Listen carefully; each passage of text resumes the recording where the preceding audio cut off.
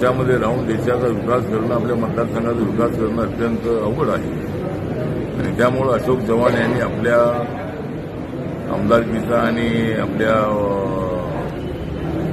काँग्रेस पक्षाचा त्यांनी राजीनामा दिलेला आहे. त्यांच्या निर्णयाचं मी स्वागत करतो आणि अशोक चव्हाण यांच्याशी माझे अत्यंत जवळचे संबंध राहिलेले आहेत. ते माझे अत्यंत जवळचे मित्र आहे. त्यांनी जर आता काँग्रेस पक्ष सोडलेला आहे, त्यांनी आमच्या महायुतीमध्ये यावं आणि महायुतीला बळकट करू. महाराष्ट्राच्या विकासासाठी, नांदेडच्या विकासासाठी त्यांचं जे योगदान आहे ते योगदान अत्यंत आवश्यक आहे. माननीय नरेंद्र मोदींच्या नेतृत्वाखाली देश विकासाच्या दिशेनं पुढे जात आहे आणि अशा वेळेला काँग्रेस पक्षामध्ये राहून आपल्याला नांदेडचा, महाराष्ट्राचा आणि देशाचा विकास करता येणार नाही. म्हणून त्यांचा निर्णय अत्यंत स्वागतार्ह आहे. मी त्यांच्याकडून एवढीच अपेक्षा करतो. बाबासाहेब आंबेडकरांचा जो रिपब्लिकन पक्ष आहे, या रिपब्लिकन पक्षामध्ये आम्हाला हा पक्ष व्यापक करायचा आहे. मराठा समाजाच्या आरक्षणाची भूमिका सातत्यानं अशोक चव्हाण यांनी मांडली.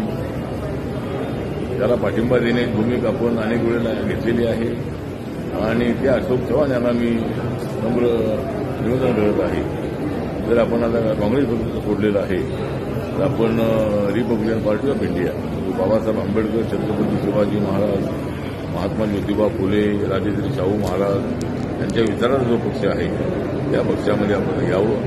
आपलं स्वागत आहे आणि आपण महायुतीमध्ये सामील व्हावं. जर आपल्याला रिपब्लिकन पक्षामध्ये आपण आलात तर आपल्याला मोठी जबाबदारी आपण देऊ. पण जर आपल्याला महायुतीमध्ये यायचं असेल तर आपण लवकरात लवकर निर्णय घ्यावा, अशा पद्धतीने त्यांना मी विनंती करतो आणि त्यांनी घेतलेल्या निर्णयाचं मी रिपब्लिकन पक्षाचा अध्यक्ष म्हणून मी त्यांचं हार्दिक स्वागत करीत आहे. त्यांनी अत्यंत जबरदस्त अशा पद्धतीचा डेअरिंगबाज असा निर्णय घेतलेला आहे आणि तो निर्णय त्यांचा कौतुकास्पद आहे.